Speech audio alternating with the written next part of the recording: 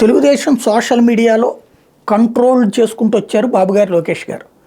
వాళ్ళల్లో బీజేపీ అంటే అపారమైనటువంటి ద్వేషం ఉంది. బీజేపీ సోషల్ మీడియా వాళ్ళకు కూడా తెలుగుదేశం అంటే అపారమైన ద్వేషం ఉంది.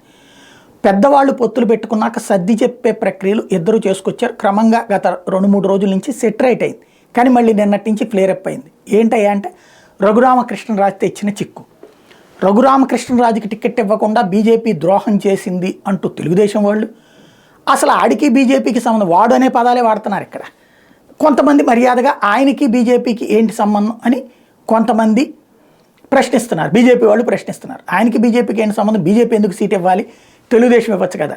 నరసాపురం సీటు బీజేపీ తీసుకుంది కాబట్టి ఇవ్వాలని Telugu Desam social media, Narasapuram seat తెలుగుదేశమే ఉంచుకుని ఇవ్వచ్చు కదా, ఇంతకుముందు ఎందుకు అనౌన్స్ చేయలేదు, మిగతా అనౌన్స్ చేసిన వాళ్ళని వీళ్ళు.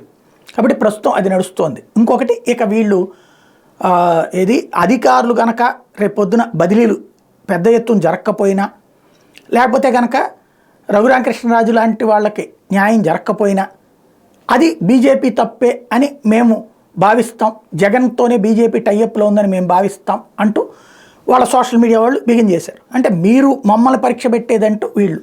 ఓవరాల్గా ఈ అతిని తగ్గించకపోతే ఈ పొత్తు వలన ఒకళ్ళ ఓట్లు ఇంకొకరికి ట్రాన్స్ఫర్ అవ్వకుండా పోతుంది. బాబు గారు రంగంలోకి దిగి సరిచేయాల్సి ఉంది అది.